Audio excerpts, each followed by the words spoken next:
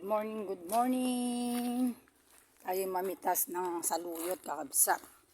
Para meron tayong... Sayda, tara, ilagay mo, iyapan mo dito yung tagala saluyot.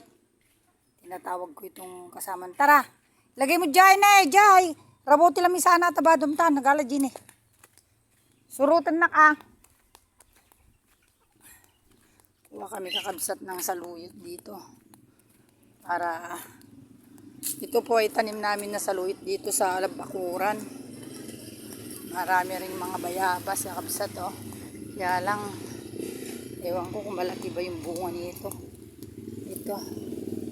Ayan, dalawa.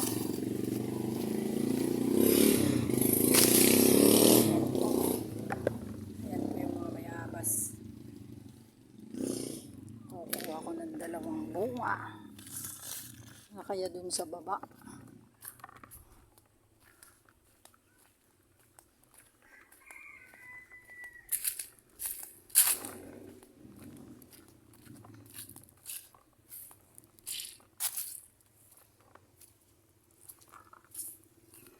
Ayan po, ang dami pong suso kakabsat Ayan mga suso at gabi. Kuha ako ng gabi.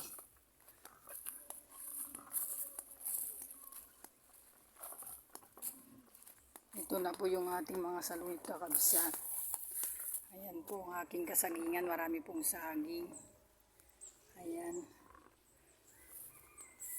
Manguha po tayo ng saluyot. Ayan po ang aking mga saluyot. Ang dami kakabsat.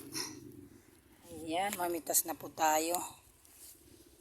Ito po ay tanim ko para po lahat ng mga gustong humingi, nakakahingi po sila. Kasi po marami nga po. Yung makikita nyo po, ayan, marami pong pinagtatalbusan dito kasi marami pong naghihingi talaga. Yung mga tao lang kasi minsan pag pinagtatalian nila kasi ng kambing.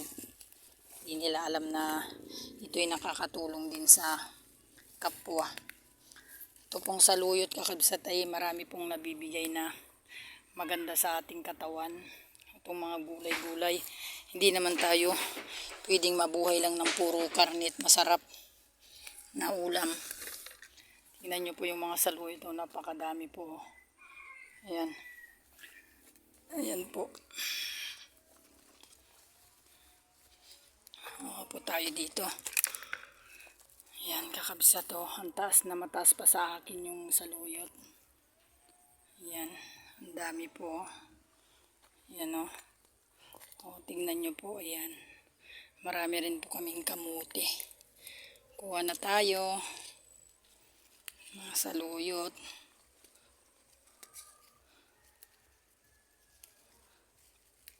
Bastoy apo ti araramidam mi dito'y probinsya. Agala lang latati si daon. Tulad nga ng sinabi ko po kahit ganito lang po nakakaraos. Kung di ka po masilan sa pagkain, pwede ka mabuhay ng simpleng buhay dito sa probinsya.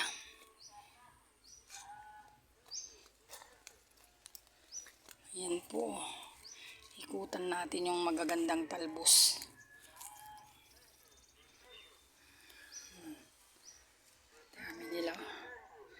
Mataas pa po sa akin yung saluyot sa kakabsat.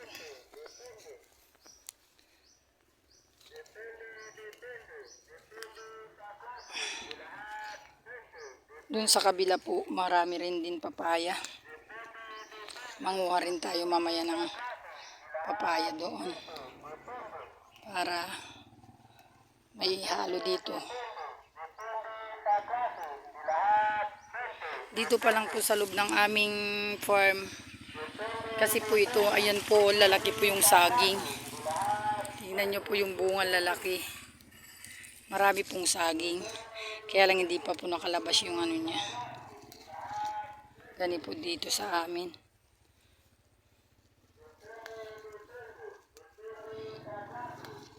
Pagdating po sa mga gulay-gulay dito, okay na rin po yung ganito kakabsat. Mga gulay-gulay. Kung kumakain po kayo nito kakabsat, 2 bisis sa isang linggo. Nakakatanggal na po ito ng mga prostate cancer po, kasi yung dulas po nito, tsaka yung may rayuma ka, na ano po niya, kasi yung dulas po niya nito, yung parang pinakalaway niya, pag inulam mo, yun po ang pumupunta sa ating ano, para yung tuhod natin, malambot, hindi laging nangangawit. Kaya ako po madalas po magulam talaga nito. Kasi ano ako Ilocana. Ilocana po ako, hindi naman po ako masilan sa ano. Kahit may karne po kami at puno yung rep ng ulam, mas ginusto ko pa po yung madalas kumain ng ano, ng gulay. Pero nag-uulam din ng karne, kagaya ngayon ang ulam naman namin dinuguan. Yun kakabsat. Ito pwede na nating haluin na ano, haluan ng ano to, ng ayan, haluan ng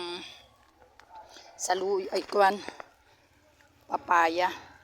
Ididingding mo lang yung papaya, lagyan mo ng hipon, o yung sugpo, o yung dry, okay na po yun. Kasi yung pinakamadami nitong saluyot na tinanim, marami rin pong nasusuportahan ito.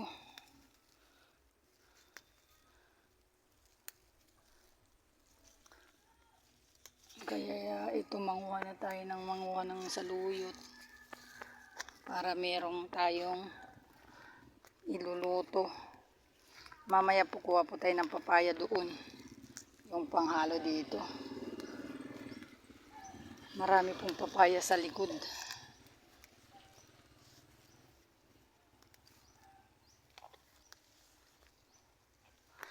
Hindi kasi nila naitatanong at hindi po sila nagbabasa na nakikita nila na ang saluyot na ito ay malaking bagay po na sa ating mga katawan.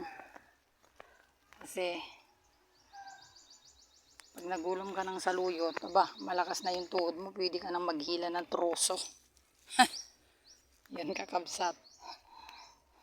Parang mas malakas po yung katawan ko pag kumakain ako kasi ng mga gulay, kaysa yung ano, okay na po ito. Yan kakabsat, okay na yan. Kasi kung kukunin ko lahat, di naman namin mauubos.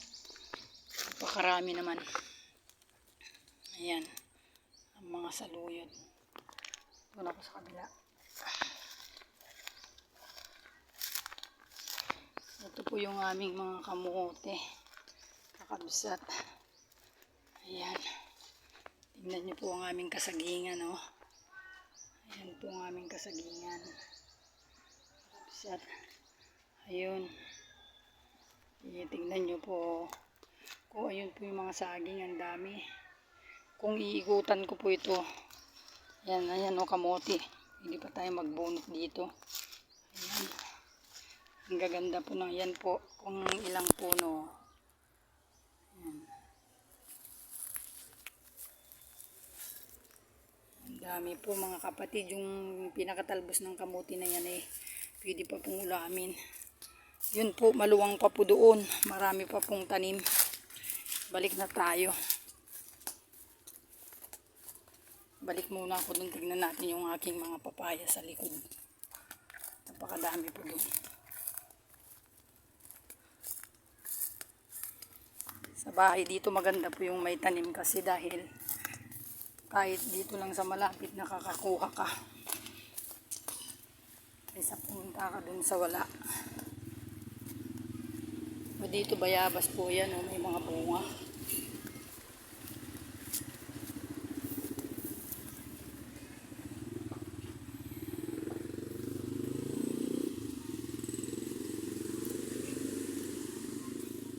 Hindi na po itong nakuha ko mga kakabsat.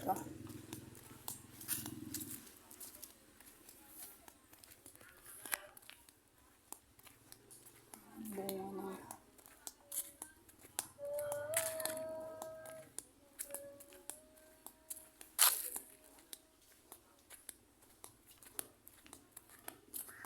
Rurayin niya.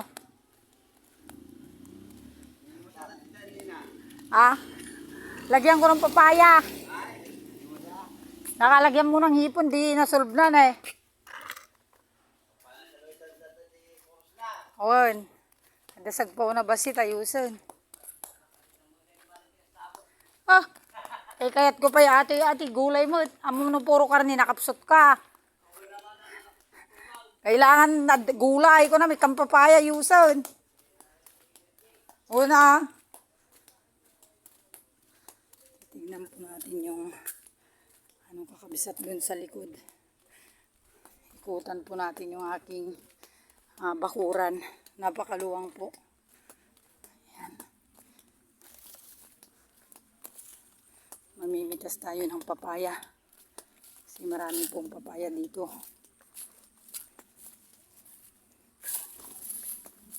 Ayan po ang aming paligid. Kakabsat. Ayan. Tingnan mo yung bunga ng saging. Ayan, dun po yung kubo na lagi kong pinupuntahan. Ikot po tayo dito. Ang dami po namin tanim na papaya. Ang dami pong bunga. Marami rin sa luyot dito. Shoo! Baka may ahas. Ayan po, dami pong bunga ng malunggay, dahon. Ayan po yung mga papaya, kapatid, doon lalaki, oh. Ayan. Tapos, ayan po, ang haba po ng bunga. Tingnan nyo po. Ayan. Tapos, ayun po. Ito mga kapatid, oh. Ayan, ang lalaki po ng bunga. Ito dito tayo kukuha. Ito kakabisat. Bari. Tignan nyo nga naman, oh. Ang laki, oh. Naabot lang, oh. Oh. Kunin po natin ito, kapatid. Ihalo ko sa gulay. Kanina sana sa dinuguan. Ayan po, oh. Ang laki, kakabisat. Yan, hindi na magkasya sa lalagyan natin kasi maliit lang nalalagyan yung aking kinuha. Tapos, kuha pa tayo ng isa. Yan. Bali, dalawa. Ayan po, ang dami pong saluyot. Kuha muna tayo ng saluyot. Ang gaganda. Ito po ang aming maliit na farm, mga kapatid. Marami po kaming pananim dito. Bari, ayan po yung bunga ng papaya, oh. Kung malunggay po, ang dami. Tsaka saluyot. Ayan po yung bunga po ng papaya ko, laki. Tsaka ito po, tignan nyo. Ayan, mga kakabsat. Oh, di po ba? Ang dami. Kukunin ko ito mamaya. Tapos, magluluto ako ng atsara. Yan, kakabsat. Tignan nyo po ang aming tanim. Ito po ang aming munting lupain. Farm po dito sa maliit. May bunga ba itong na to? Iisa naman, oh. Dito po ako nangunguha, mga kapatid. Ay line lang yung bahay. Maluwang din po ito, kaya lang hindi namin napapalinis. Mahal din kasi ang pabayad. So, ganyan muna. Pero pag nagkapera, palinis na naman po. Hindi naman pwedeng isang tao lang maglinis. O, nakita nyo po dito sa aming lugar, itong maliit na farm na ito kasi ito, balang araw baka magawang swimming pool din yan. Yan po ang aming lupain. Tingnan nyo, kung magtanim ka ng papaya, o di po ba sunod-sunod yung bunga. Ganito lang, kakabsat. Tignan mo naman ang mga saluyot, kakabsat, oh. Ang dami. Yan. Ganyan po karami, kakabsat. Okay po. Sige po, dito po nagwawakas ang ating video. Salamat po. Share nyo naman po ako sa aking YouTube. Magandang umaga po sa inyo lahat. Sana po nakita nyo po marami kayong natutunan sa ating pagtatanim at nagkakaroon po tayo ng mga libreng ulam. Magandang umaga po sa inyong lahat. God bless you all.